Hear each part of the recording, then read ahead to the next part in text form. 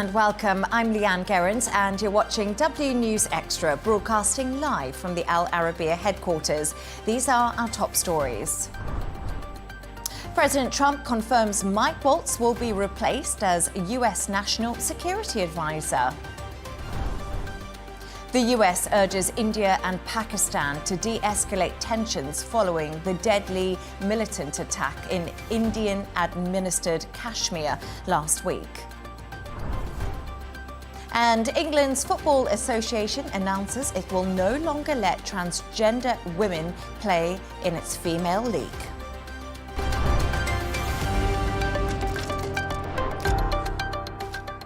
Now to our top story, and President Trump has confirmed the US National Security Advisor Mike Waltz will be replaced. He is the first member of Trump's senior leadership team to leave in the president's second term. Taking to Truth Social, President Trump announced a new role for Waltz. He said, "I'm pleased to announce that I will be nominating Mike Waltz to be the next United States ambassador to the United Nations. From his time in uniform, on the battlefield, in Congress, and as my national security advisor, Mike Waltz has worked hard to put our nation's interests first. I know he will do the same in his new role. In the interim, Secretary of State Marco Rubio will serve as national security advisor while continuing his strong leadership at the State Department. Together, we will continue to fight fiercely to make America and the world safe again. Thank you for your attention to this matter." To discuss this and all of today's stories, I'm joined by correspondent and columnist Gemma White and political scientist Dr. Eli Al-Hindi. Thank you so much for both joining me. Yes. So we've had an update from Donald Trump. He's obviously taken to Truth Social. Mike Waltz, Ellie, did take responsibility for Signalgate, something that happened a month ago now. But at the time, President Trump did defend his security advisor. How significant is this move now that Mike Waltz has left the position? I think it's a very significant move, and as you mentioned, it's the first big person in the administration to actually leave, knowing that Trump in his first administration went through 4 different national security advisors. But then again, why wait for a month? What happened during that month? Why did it go the way it went? I think simply we can say that the pressure has went too much on this specific issue, or this specific mistake, if we might call it, and then somebody had to pay the price, and it was chosen to be Waltz. And in that sense, it was not presented as he is punished, but it was presented as he is moving into another senior position, which is the UN embassy the US embassy in the UN, which is also a very key position, very important to international policy and to the foreign policy of the USA in general. And we know that Mike Waltz has been in the political atmosphere in the United States for a long time. But Gemma, many people out there are going to be asking about the Defense Secretary, Pete Hegseth, and how he is going to keep his job now. Yeah, because of his involvement in Signalgate also. I think you can't underestimate how popular he is with the MAGA fan base. They absolutely love him. They see him as a dyed-in-the-wool Republican. He's got, there's a lot of support behind him. And even this week, Trump has been joking at a cabinet meeting. Trump patted him on the back and called him the least controversial person at the table. He is also singing his praises recently as well in the Rose Garden. And that is at odds with a lot of the sources that are coming out of the Pentagon. Words like erratic, referring to Hegseth's behaviour.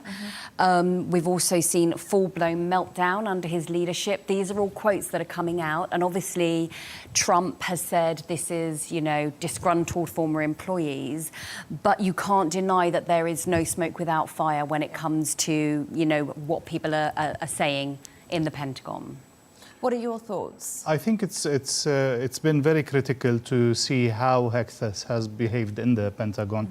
And we've seen the former spokesperson who was his friend initially come up and say, the Pentagon is in chaos and I couldn't take it anymore, so I'm getting out. And for a friend to say that, it means the situation is very serious indeed. And Waltz also, comparing, for example, military background, Waltz is a much stronger background with being a Green Beret, receiving medals, fighting so many battles, while criticism for Sagat that he was in one tour, I think it was, and then came back to be a TV presenter in that sense. One thing also to keep in mind is that it is much easier to replace a national security advisor rather than a defense minister because you don't need the Congress confirmation. So it simply could be a decision by Trump to do that and maybe offer a scapegoat for the media and move on from that as quickly as possible. Possibly the easiest option. Do you think it's interesting that it seemed to be after the 100-day mark that this happened? Because, there was so much celebration on the 100th day of Trump's presidency that everything was going great, and all of a sudden this kind of came out of nowhere, Gemma. I wonder if this has come out after, because if it came out on the 100th day, it would have been overshadowed by these 100th day, the way it's marked in the US, it's a very big deal. I also think it's coming at a time when it's a big distraction for Trump. So I don't think this is going to go down well whatsoever, with Russia and Ukraine, with India and Pakistan. Trump is dealing with so much at the moment. While he publicly has shown support and jokes, you wonder what's being said and thought privately. These 100 days were not all, rosy in that sense. There have been so many challenges on so many different fronts. And definitely the team is going to pay the price somehow. And maybe this is one of the things that will develop in that sense. Very interesting. But if we talk about overshadowing, Dr. Ellie, Waltz's exit seems to have completely overshadowed today's minerals deal agreement with Ukraine. But this almost seems like a win for Donald Trump. It is definitely a big win for Donald Trump. This has been his, he has set his eye on it from the beginning. He has clearly said, okay, we want your minerals if you want us to support in your defense. So this is also a new way of doing foreign policy in that sense. But also it's important to note that it was not Waltz who was doing all the negotiation on Russia-Ukraine, but Witkoff. Witkoff, who's supposed to be only a Middle East envoy, he was the one talking to Putin. He was the one to develop the deal, along with, of course, the representative or the special representative to Ukraine alongside. The deal altogether, I think it's going to put a strong vested interest of the US in the stability of Ukraine, and thus, hopefully, it will rebalance or recalibrate the US position in that conflict, whereas we saw in the past month, it was more in favor of Putin, offering Putin almost everything that he wanted, and still Putin did not show positive signs except minor ones. So now hopefully the US is on the way to recalibrate things and play a real role of a real mediator who's really vested in the security and stability of the region. No, absolutely. And do you think we could see a change? Do you think we could see Steve Witkoff now maybe stepping into those shoes? It could be. I think he has played a bigger role, yet he has been quite controversial on the way he speaks. He's not a very diplomatic person. He has upset so many persons with his comments about Egypt being a bankrupt country, with his comments with Bibi Netanyahu. Also, there was a little conflict in that, all the discourse he did. So he's not a proper diplomat per se. He doesn't have any political experience before this position. So it's a challenging, but it seems this is the way things are heading. He's been given a much bigger role. So Witkoff could be the next national security advisor with the risks attached to that. And not having political experience seems to be quite popular at the moment. Exactly. Just to name one. But thank you so much. That was very interesting. That was just on Mike Waltz there, leaving his role at the White House. But let's move on to another story. And we're staying actually in the US as overnight former Vice President Kamala Harris criticized the Trump administration in her first major speech since losing the election. Harris specifically called out the handling of the country's economy and immigration policy at an event run by Emerge and organisation that recruits and trains Democratic women for public office. Let's just take a listen to what she had to say. We all know President Trump and his administration and their allies are counting on the notion that fear can be contagious. Courage is contagious. The courage of Americans who are banding together in the face of the greatest man-made economic crisis in modern presidential history. So there we are, Kamala Harris speaking last night. We've barely heard from the Democrats, Gemma, since Trump won the election. So what else did Kamala have to say last night? I know her speech was about 15 minutes long. She had a lot to say. But I think what was interesting for me, she didn't make any personal remarks or attacks about Trump.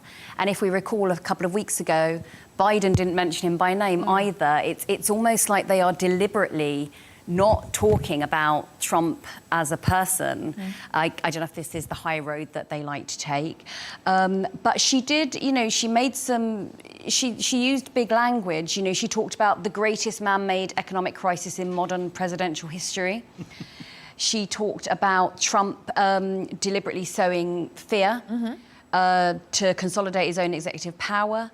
She also said, instead of an administration working to advance America's highest deals, we are witnessing the wholesale abandonment of those ideals. And as we know, in American politics, the idea of America and democracy is so important and so ingrained that that's quite a big attack from my perspective. I'm wondering if the limitation or the not willing to attack Trump personally, because they tried that in the election and they failed to reach to the public, because the Trump obviously has some attraction to the public or to the voters. So probably that they're trying to avoid personal attacks, trying to play the bigger role into focusing on issues, but still they are avoiding some issues and focusing on others. I don't think they go as far either, do they? You know, Trump will go all out, but they're still quite reticent. So you don't get that from them. Very true. And we haven't seen much of the Democrats, as you said.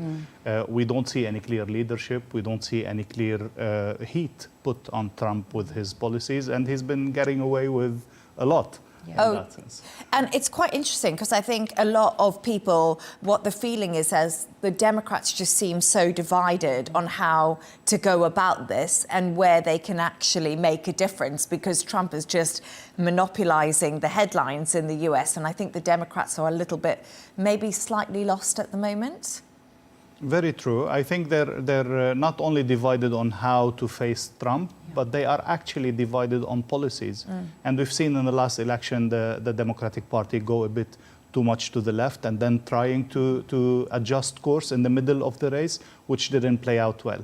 Now the only possible leadership that we have seen, or at least attempt to a leadership, is by Sanders and Cortez, AOC, which are very, very left in that sense and leave out a lot of the spectrum of the Democratic voters in general.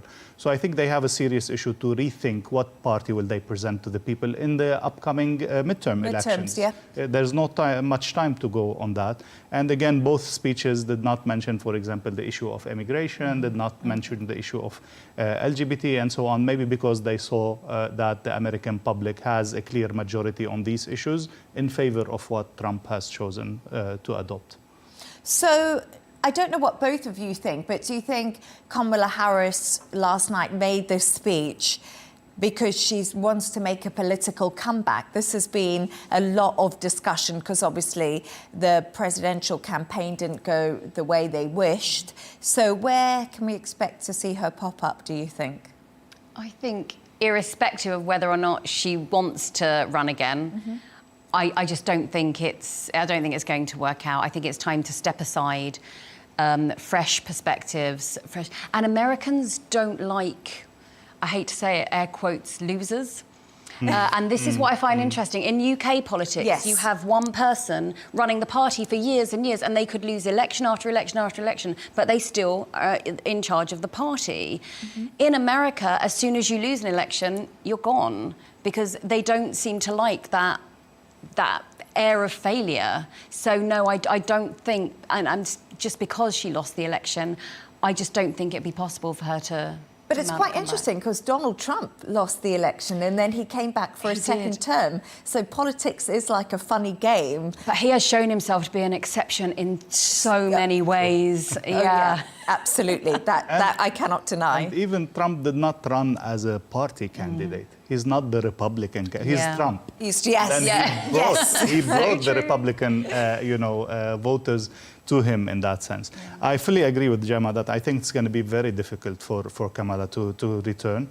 We've heard talks about her running for governor of California, but that would be practically a step backwards in her career. It might put her on the scene and give her the platform to potentially run for elections in 2028. But I don't see that materializing. The problem is, again, that we don't see other leadership step up in the Democratic Party, and we have to wait to see how that goes. I also think that the Democratic voters did not forgive her yet, and they do blame her for the loss, at least partially, or for not speaking out about Biden's mental situation and so many different things. So she did take a hit in that sense, even within the Democratic Party, so I doubt that she could recover from that. But then politics is politics, and everything could be possible. Yeah, absolutely. But she didn't have much time, really, Gemma, did she, to prepare for an election? She had about 3 months to go out there, take over, get her messaging together. And a lot of people, again, Biden does get the blame for that. And I do tend to agree with it, that she just wasn't given enough time. So I don't think we can lay the blame for that firmly at her feet.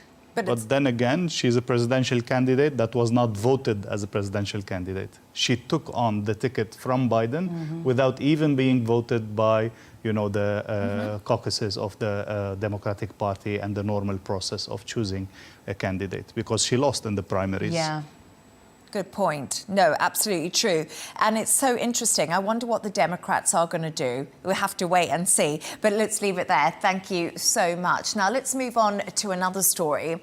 And the United States has urged India and Pakistan to work together and de-escalate tensions following the deadly militant attack in Indian-administered Kashmir last week. US Secretary of State Marco Rubio held separate talks with India's foreign minister and Pakistan's prime minister yesterday and called on them to maintain peace and security in South Asia. India accuses Pakistan of supporting militants behind the April the 22nd attack in Pahalgam. Islamabad does reject these allegations. Dr. Ellie, there is a lot here to unpack, but what will the US be able to do when it comes to attempting a negotiation between India and Pakistan? First, we need, I think, to understand how bad is the relationship between India and Pakistan. These are practically the same people, the same country that was divided strictly based on religious affiliations.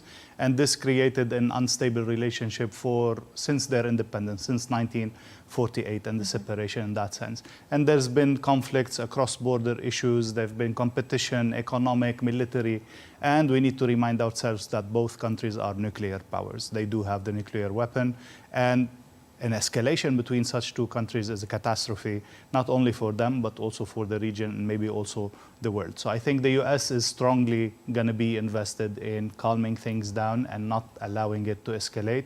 Yet they need to find a way out of the current clash, the latest one.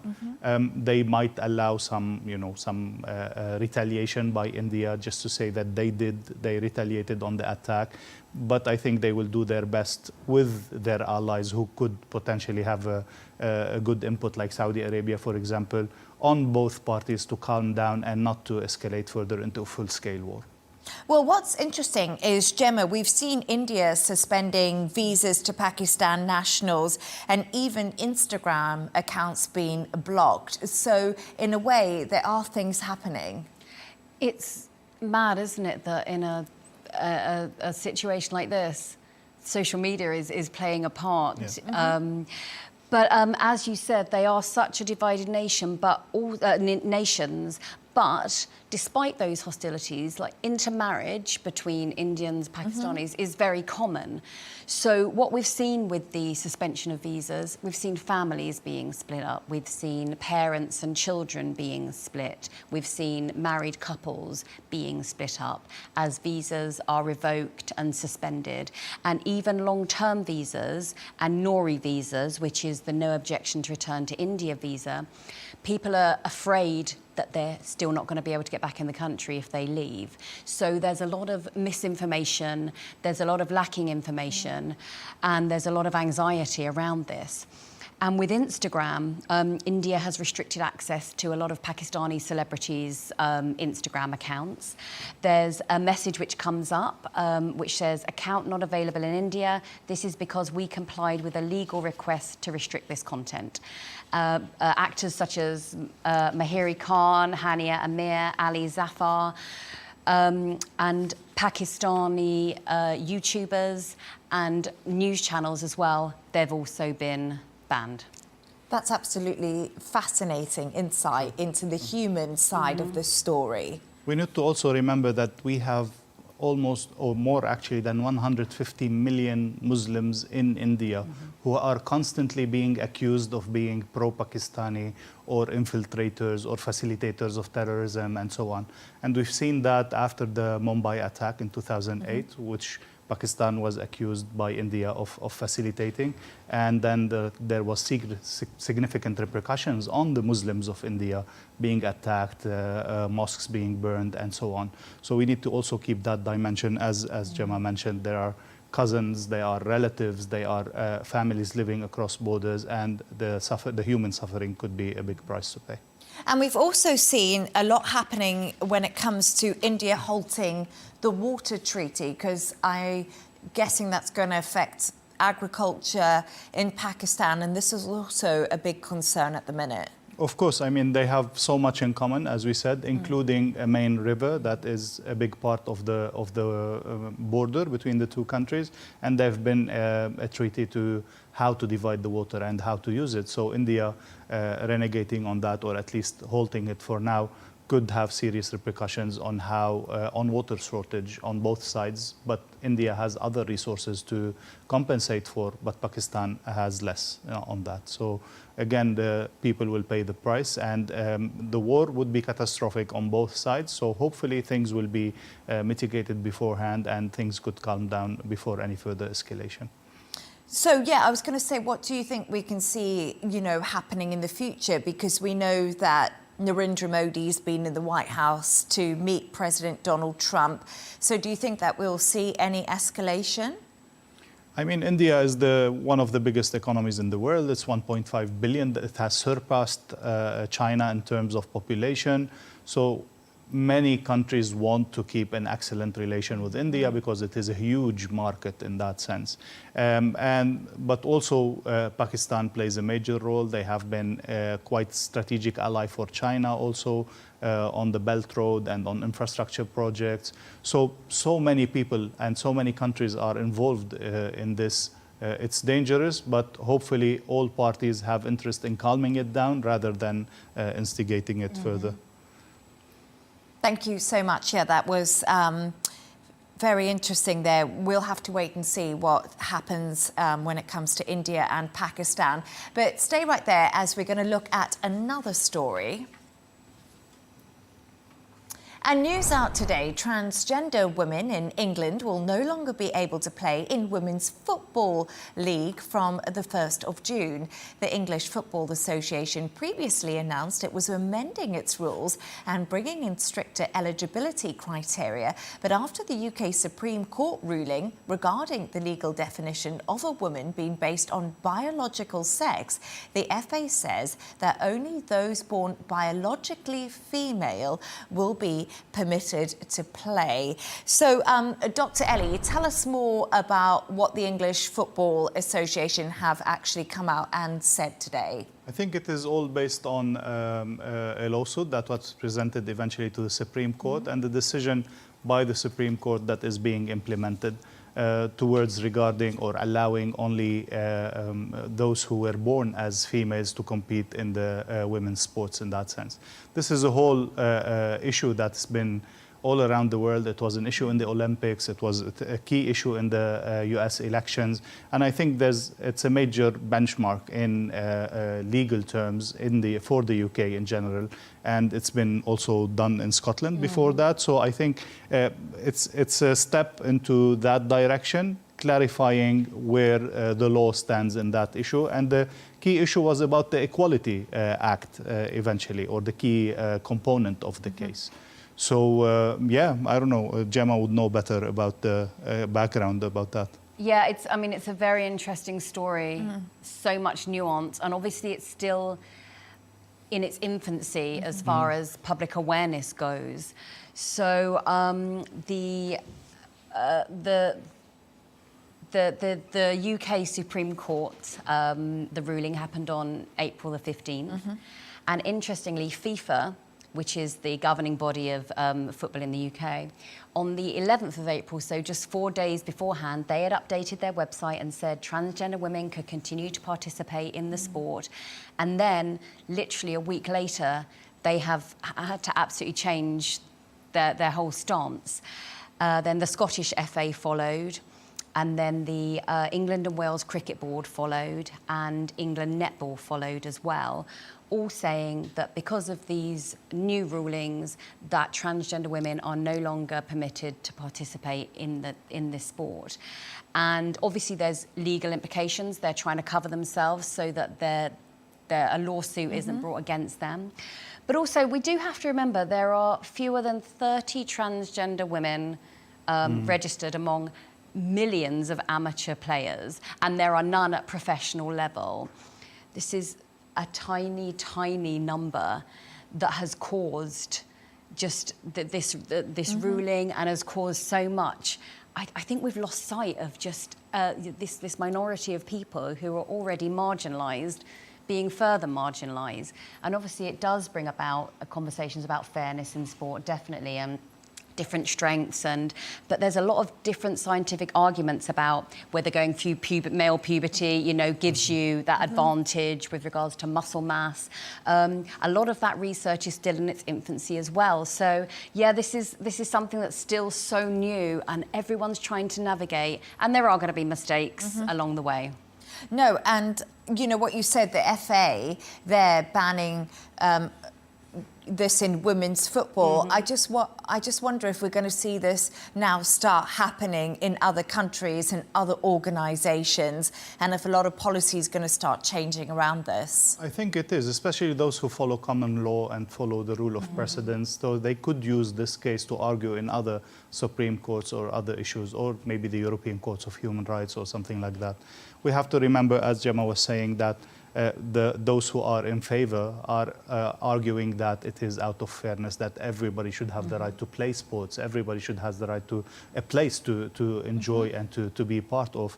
And those who are against are saying, okay, this is not fair. You're putting a person who is much stronger in terms of muscle and body build and so on, while you have so many regulations about weight and everything in sports that comes into play. And I think the previous decision you were telling me that was about their level of testosterone. That's what they were applying before. So they could play as long as their level of testosterone was below a certain level. Now this even has been changed due to the latest court decision. Yeah, it was testosterone levels. They had to provide records of hormone therapy. They had to go with an annual review of treatment and a match observation where an FA official would come and watch them play. So the FA, I think, from their point of view, felt they'd put all these, things in position. But obviously the Supreme Court ruling. It should be noted that FIFA has not updated their stance on it since 2011. UEFA as well, very much reacting as opposed to setting an example. But I think, FIFA regulations would always have to come second to a nation's rules and regulations and laws. So, Yeah, it's a big topic, isn't it? It's huge. you know, I feel like it's a topic, like you said earlier, it's in its infancy. We don't really have all the knowledge about it and all the scientific evidence into it. So I'm sure that this is not something that we've heard the last of for some reason. But anyway, we finally reached that point in the show, the point that I absolutely love, where Gemma and Dr. Ellie, you've come up with a couple of quirky stories of the day. Gemma, tell us about the Japanese high school experience that you've discovered. Right, well, I don't know, when you go on holiday, what do you like to do? Do you know what? I actually love to backpack. Right, That's my favourite thing, and I love to do lots of activities. So I'm one of those awful people. Unless you, you know, want to be really active and go and see every single site, don't come on holiday with me. Right, okay, noted. Well, if you like to go to school when you go on holiday, then Japan is the place for you. There is a school in Kimitsu, which is 60 kilometers from Tokyo. It's called Kimino High School, and they have launched a day where you go along and you are a Japanese high school student for the day. You get to dress up in Japanese school uniform, you get to do calligraphy lessons, other lessons, you get to do gym class, and what I think is interesting in gym class as well, their tracksuits are the same as the ones from Squid Games, obviously set in South Korea. Yeah. Like you get to spend the day like Japanese school children, which means practicing earthquake drills, which that's quite interesting. That is really interesting. You get to serve lunch, but you also get to clean the classroom at the end of the day. Now, I do not go on holiday to clean classrooms, but this is Or to go to school. Or to go to school, yeah. Who but wants every to go day is a back? school day. I always think that, It is true, but very popular with fans of anime and manga, and there's a lot of shows on Netflix which are set in Japanese high schools. So, yeah, if that's your thing, then, you know, you can go and scratch that itch with an experience. It's so funny. I've been watching an anime, but it's of a golf school, which is a little bit different. But I wanted to ask you, you mentioned something earlier about the millennial midlife crisis. Yes. Is that what? Yes. I don't know if, you We've know. discovered something about you. When we You were discussed ticking that, them so- off. I've So ticked all the boxes, there's a yes. meme for the millennial midlife crisis. Millennials, you can start ticking it off now. One is being absolutely devoted to your air fryer. Second is signing up for a triathlon. No, I haven't done that. I Right, wouldn't do a okay. triathlon. Third is setting up a bit of an indoor garden, getting quite into gardening. Oh, yes, I like that. And fourth is going to Japan. I would love Everyone's to go going to Japan. Yeah, everybody. Have you been to Japan? I haven't, but everyone I know, when I ask where they're going on holiday, they're going to Japan. Japan. Are you going to I Japan? haven't been to Have you Japan. not Are you going I to would go? love to. I would love to. It's such an inspiring culture and Yes. civilization, and all these new things that you mentioned, whether Squid Games or the movies or the anime or things like that, they've made people even more attracted to that mysterious culture that you have to really go and experience all of its aspects. And I guess anybody who goes there have said that it's been a very life-changing experience, or at least a very significant impact on their life. I would love to go and see the Japanese cherry blossoms. So maybe we should all do a school trip to Japan. Yeah, we could. We'll all have a we could crisis clean the together. class. Yeah, we'll have a crisis, and you can clean the classroom for us, Dr. Ellie. Well, you know, you can be in charge of that. That's not what I want to do on my vacation, but I mean... You've no choice. But anyway, also there's something really interesting that you've picked up on, and countries where people flourish the most, and it's been revealed, and it's in a study. It's a Harvard study, so it's not any study, and it has taken a survey of 200,000 people in 22 countries, and it has classified these countries up to which country has allowed the people to flourish most. And that's an interesting term. It's not success, it's not only happiness, it's not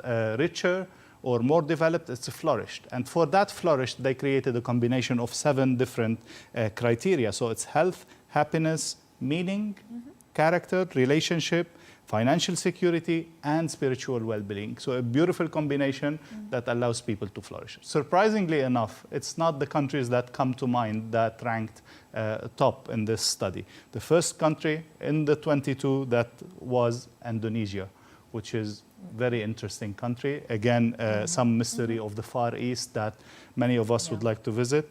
Also in the second rank is Israel, and then the Philippines, and then Mexico.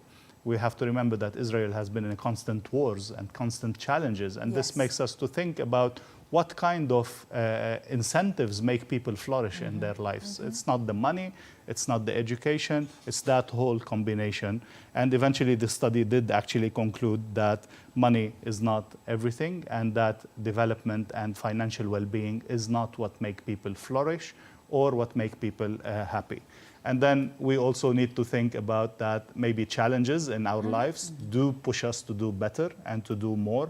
And this had made at least myself a more flourishing person with all the challenges that I've experienced in my life. I always say that I've learned the most about myself during the difficult times. Yeah. I don't know if that's something that you would agree with. I like the word flourish as well, because it's so individual. It can just mean completely different things to the three of us. Very nice. It's not just saying, this is your job, and this is your degree, and this is your social life. You can make it your own rather than be judged by societal standards. Yeah. So yeah, I do like the word flourish. It's very individual, very unique. I must admit, I did go to Bali and I could definitely flourish there. I know I could.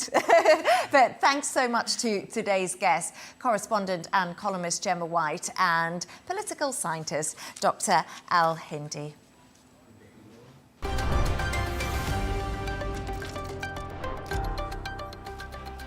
Here's a reminder of our top stories. President Trump confirms Mike Waltz will be replaced as US National Security Advisor.